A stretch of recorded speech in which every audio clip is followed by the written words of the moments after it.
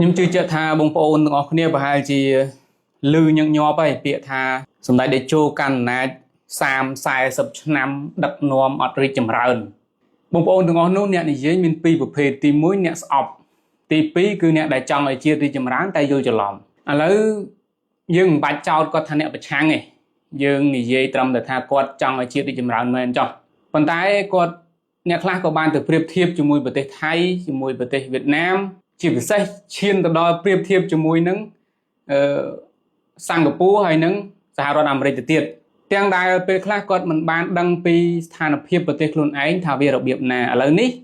កុំអាលធម្មតាបងប្អូនខ្លះឃើញខ្ញុំនិយាយដល់ខ្ញុំថាខ្ញុំទ្រពងថាខ្ញុំលើកជើងអីចឹងប៉ុន្តែឥឡូវនេះបងប្អូនដាក់អានឹងបន្តិចសិនហើយយើងស្ដាប់ពិចារណាទាំងអស់គ្នារួចទេបងប្អូនទៅណាទៅណីស្រេចបងប្អូនទៅបាទអញ្ចឹងខ្ញុំសូម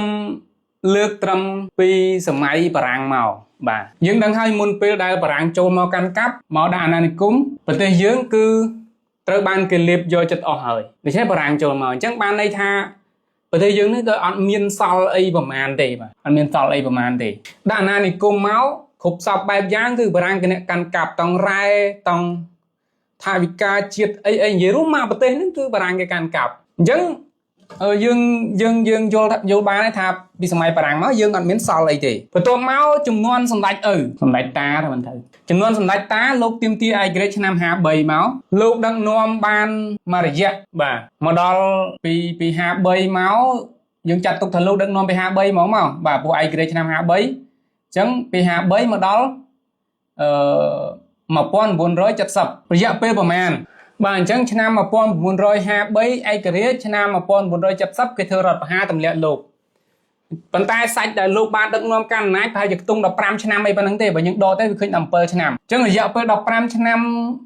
របស់សម្ដេចតា15ឆ្នាំរបស់សម្ដេចតាលោកដឹកនាំកសាងមកបានមានរោងចក្រសហគ្រាសអីងាកទៅរៀននៅក្រៅប្រទេសអីហូហែអញ្ចឹងមកដែរសម័យសម្ដេចតាចាត់ទុកថាប្រទេសយើងបានរីកចម្រើនខ្លះច្រើនគួរសម1970យើងដឹងហើយសេនាប្រមុខលន់ នល់គាត់បានធ្វើរដ្ឋប្រហារទម្លាក់បកូណាសីហនុបាទឆ្នាំ1970លុយជាតិទ្រព្យសម្បត្តិនានាដែលសម្ដេចឪខំកសាង15ឆ្នាំនេះគឺត្រូវបានធ្លាក់មកលើលោកសេនាប្រមុខលន់ នល់លោកសេនាប្រមុខលន់ នល់គាត់អ្នកកាន់កាប់គិតគូរទាំងអស់ទៅលើគ្រប់សពបែបយ៉ាងរបស់ប្រទេសកម្ពុជាបាទចាត់ទុកថាសេនាប្រមុខលន់ នល់គាត់មានកេរមរតកដែលសល់ពីបកូណាសីហនុខ្លះដែលព្រះអង្គខំកសាងមកអញ្ចឹងលន់ នល់គាត់មានកេរបាទមានកេរតែក្រោយពីធ្វើរដ្ឋប្រហារទម្លាក់មកមិនបានប្រមាណរបបលន់ នល់ត្រូវបានផ្ដួលរំលំដោយរបបប៉ុលពតនៅក្នុងពេលដែលប៉ុលពតត្រូវបានផ្ដួលរំលំលន់ នល់គាត់បានកាន់កាប់ប្រទេសកម្ពុជាយើងពីឆ្នាំ70ដល់75ប៉ុន្តែក្នុងរយៈពេល70ដល់75នេះលន់ នល់អត់បានអភិវឌ្ឍអីដល់ប្រទេសយើងទេគឺស៊ីកេបកូណាសីហនុបាទរយៈពេល5ឆ្នាំនេះទន្ទឹមនឹងស៊ីកេបកូណាសីហនុ5ឆ្នាំគឺរយៈពេលចុងក្រោយប្រហែល1ឆ្នាំ2ឆ្នាំនេះគឺរវល់តែច្បាំងគ្នាជាមួយខ្មែរក្រហមបាទពីព្រោះនៅពេលដែលលន់ នល់គាត់ផ្ដួលរំលំបកូណាសីហនុអ្នកគ្រប់គ្រងបានបែកទៅច្រើនបកច្រើនពួកមួយផ្នែកធំដែលគ្រប់គ្រងបកូណាសីហនុគឺរត់ចូលព្រៃឬក៏ចូលទៅរួបរวมសាមគ្គីជាមួយប៉ុលពតតែពេលនោះគេមិនដឹងថាប៉ុលពតនឹងជាអ្នកណាទេដឹងគេហៅខ្មែរក្រហមបាទអញ្ចឹងអ្នកដែលស្អប់លន់ នល់គឺហើយនឹងគ្រប់គ្រងបកូណាសីហនុរត់ទៅជាមួយខ្មែរក្រហមដើម្បីងាកមកផ្ដួលរំលំលន់ នល់នេះទាញយកអំណាចថ្វាយបកូណាសីហនុវិញអញ្ចឹងអ្នកគ្រប់គ្រងទាំងអស់របស់បកូណាសម្ដេចតាយើងមករួបរวมដើម្បីផ្ដួលរំលំបាទអញ្ចឹងបានន័យថារយៈពេល5ឆ្នាំរបស់លន់ នល់នេះអត់បានធ្វើអីទេអត់បានកសាងអភិវឌ្ឍជាតិអីទេបាទរវល់តែធ្វើសង្គ្រាមនេះរហូតអំណាចរបស់លន់ នល់ធ្លាក់ចូលដៃខ្មែរក្រហមតើលន់ នល់បានបន្សល់អីខ្លះឲ្យខ្មែរក្រហមបើ5ឆ្នាំនេះអត់មានធ្វើអីដេកស៊ីកេបកូណាសីហនុអត់បានអភិវឌ្ឍអត់បានស្អីទេគឺច្បាស់ជាអត់មានសល់អីប្រមាណទេបាទអាចថាសល់ប៉ុន្តែមិនដឹងសល់ប្រមាណខ្ញុំអត់ដឹងទេអត់មានសល់អីទាំងអស់ដល់ខ្មែរក្រហមគាត់បានកាន់អំណាចរយៈពេល3ឆ្នាំ8ខែ20ថ្ងៃតើ3ឆ្នាំ8ខែ20ថ្ងៃរបស់ខ្មែរក្រហមបានធ្វើអីខ្លះវាច្បាស់ជាអត់បាទពីព្រោះចេញគោលការណ៍8ចំណុចរបស់គេមកគឺកំទេចសាលាកំទេចវត្តអារាមវណ្ណៈអធនកសិករស្លៀកពាក់តែមួយធ្វើការតែមួយហូបអាហារតែមួយគឺបបរនឹងឯងអញ្ចឹងចាប់តាំងពីឆ្នាំ75ដល់ចុង78 ទើបមានចលនាតស៊ូរបស់សម្ដេចតេជោផ្ដាច់ខ្លួនពីប៉ុលពតនេះផ្ដាច់ខ្លួនមកសម្ដេចតេជោបាទផ្ដាច់ខ្លួនយើងមិនបាញ់និយាយចលនាអីតស៊ូសម្ដេចតេជោទៅវៀតណាមទេនាំស្មុគស្មាញវែងឆ្ងាយអាហ្នឹងយើងដឹងត្រឹមថាសម្ដេចតេជោផ្ដាច់ខ្លួនរួចហើយផ្ដួលរំលំប៉ុលពតបានជោគជ័យមកត្រឹមឆ្នាំ1979ដើមឆ្នាំ1979រឿងនេះគឺអត់សូវមានអ្នកនិយាយទៅនិយាយតែរឿងគេប្រទេសគេឲ្យដល់អញ្ចឹងមកវាយប្រហារតែប្រទេសឯងខ្ញុំនិយាយនេះក៏មិនមែនថាខ្ញុំអ្នកចេះទេតែខ្ញុំនិយាយផ្ដោតលើហេតុផលវាស្មុគស្មាញណាស់រឿងខ្មែរនេះអញ្ចឹងយើងដឹងហើយថាសង្គ្រាមរ៉ាំរ៉ៃមកតាំងពីផ្ដួលរំលំសម្ដេចឪរហូតមកដល់ប៉ុលពតវាយខ្មែរវាយអរិញលន់នល់មកតែកម្ពុជាសល់អីកម្ពុជាអត់មានសល់អីទេរហូតដល់សម្ដេចតេជោវាយប៉ុលពតនេះទៀតភ្នំពេញនេះខ្លាចជាផេះមកតង់ហើយសម្ដេចតេជោវាយខ្មែរក្រហមទៀតគឺច្បាស់ជាខ្ទេចមួយសារទៀតវាយទៅវាយមកច្បាស់ជាខ្ទេចដណ្ដើមអំណាចមកដើម្បីថ្វាយបង្គោលណាសេនុវិញហើយដល់ឆ្នាំ93យាងព្រះអង្គមកស្រុកវិញអញ្ចឹងក្រោយពេលដែលសម្ដេចតេជោវាយប៉ុលពតនេះដួលតើប៉ុលពតនេះបន្សល់អីឲ្យសម្ដេចតេជោខ្លះដើម្បីអភិវឌ្ឍប្រទេសមើលបងប្អូនទៅសិក្សាមើលបងប្អូនសិក្សាមើលថាតើប៉ុលពតនេះមានកេរឲ្យសម្ដេចតេជោអត់ពីព្រោះការផ្លាស់ប្ដូរអំណាចពីប៉ុលពតមកតេជោសែនគឺជាការផ្លាស់ប្ដូរដោយសង្គ្រាមមិនមែនផ្លាស់ប្ដូរដោយការបោះឆ្នោតទេអត់មានសល់អីទេមានតែការស្លាប់និងរបួសពិការហើយគំនរផេះម្ដុំនៅពេញនឹងឯងឬក៏ប្រទេសកម្ពុជាទាំងមូលហ្នឹងឥឡូវយើងដឹងហើយណាថាប៉ុលពតអត់មានបន្សល់កេរមរតកអីមកសម្ដេចតេជោទេរហូតដល់ឆ្នាំ79សម្ដេចតេជោបានឡើងជាផ្ដួលរំលំខ្មែរក្រហមអីរួចមកកាន់អំណាចជា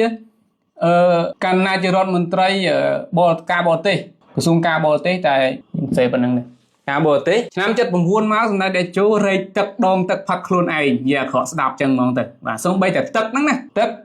រែកពីទាំងណាទៅទាំងណាខ្ញុំភ្លេចទៅលោកនិយាយមកបាទទឹករែកដល់ខ្លួនឯងនិយាយទៅមិនបាច់ទៅសេតែហ្នឹងស្បៀងអាហារមានពោតសណ្ដែកខ្ញុំពិបាកទៅសេអានេះវាល្អិលសណ្ដែកស្រូវសាលីគ្មានកហូបអីស្រួលបួលទេបាទហ្នឹងរបបអាហាររបស់រដ្ឋមន្ត្រីក្រសួងការបរទេសនេះរដ្ឋមន្ត្រីក្រសួងការបរទេសប៉ុណ្ណាណីនេះហើយសាស័យរស់នៅច្រើនណាស់រឿងនេះអញ្ចឹងសួរសូម្បីតែរបបអាហារអញ្ចឹងហើយនឹងលុយជាតិតាមមានប្រមាណមានតែមាស10តោនមាស10តោនដែលបកគោណាសេនុជាង10តោនមិនថា10តោនទេណាដែលតម្កល់នៅស្វីសហើយមាសនេះប្រើការអត់កើតទេបាទដោយសារប្រទេសយើងបែកបាក់ឯកភាពផ្ទៃក្នុងគេបកកចោលបាត់ហើយមាសនេះបកកចោលបាត់ហើយអត់អាចយកមកអភិវឌ្ឍជាតិអីបានទេបាទអត់អាចទៅខ្ចីលុយគេដើម្បីយកមាសនេះប្រចាំហើយខ្ចីលុយគេយកមកអភិវឌ្ឍជាតិអីបានអត់មានទេហើយពី79នេះមកនេះកៅអីអង្គការសហប្រជាជាតិ UN នេះរបស់ប៉ុលពតទេអញ្ចឹងបានន័យថាសម្ដេចតេជោឡើងផ្ដួលរំលំប៉ុលពតនេះមកនេះអត់មានកេរមរតកដើម្បីយកមកអភិវឌ្ឍប្រទេសទេអញ្ចឹងពី10តោនជាងរហូតមកដល់ឥឡូវមាសយើងមាន54តោន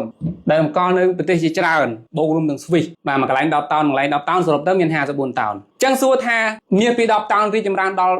ល់54តោនដោយសារពីណាមិនដោយសារសម្ដេចតេជោដឹកនាំហើយអាមាសហ្នឹងហើយជាធនធានលុយជាតិសម្រាប់យើងយកមកអភិវឌ្ឍជាតិបាទមាសមានតែ10តោនហើយប្រើការមិនកើតផងនេះឥឡូវសួរថាសម្ដេចតេជោដឹកនាំរីកចម្រើនមិនរីកចម្រើនណារីកចម្រើនមិនរីកចម្រើនបើផ្ដួលរំលំប៉ុលពតមកនេះបាត់ដៃទៅទេសូនយើងហៅថាសូនបាត់ដៃទៅទេហ្នឹងគឺវាអត់ខុសទេពីព្រោះមានស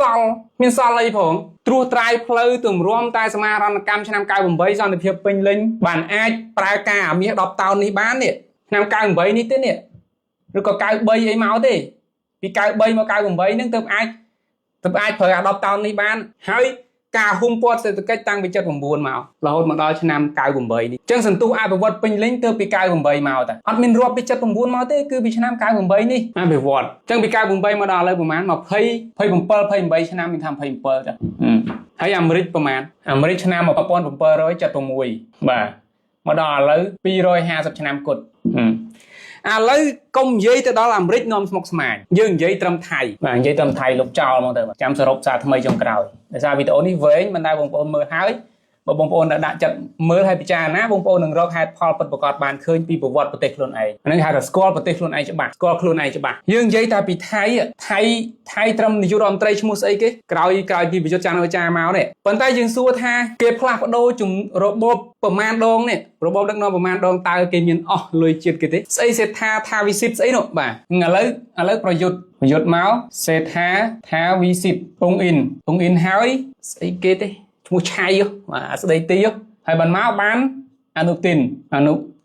ចឹងរាល់ការផ្លាស់ប្ដូរអំណាចរបស់គេមួយនេះលុយជាតិគេមានស្រាប់មកគេចង់អភិវឌ្ឍអីក៏បានធ្វើអីក៏បានដែរហើយចុះពីប៉ុលពតមកដៃជោយើងពី People port mà đây chui dương ta đây chui dương sal ấyประมาณ people port มาอภิวัตประเทศอัดเมียนទាំងអស់ខំត្រួសត្រាយរកសន្តិភាពឲ្យកម្ពុជាខំប្រឹងប្រែងស្វែងរកថវិកាតម្កល់ឲ្យជាតិខំប្រឹងអភិវឌ្ឍប្រទេសខំប្រឹងធ្វើគ្រប់សពបែបយ៉ាងឲ្យកូនខ្មែរសល់សាលារៀនគ្រប់សពកន្លែងគេថាក្បត់ជាតិគេថាអាយ៉ងយួនទៀតអយុត្តិធម៌ណាដាក់ចិត្តជាកដាលស្ដាប់ឲ្យកុំតន់អាចចោទលោកថាជាស្អីចារណាទៅនិយាយត្រូវទាំងអស់បងប្អូនគិតយ៉ាងម៉េចដែរដូចខ្ញុំទេ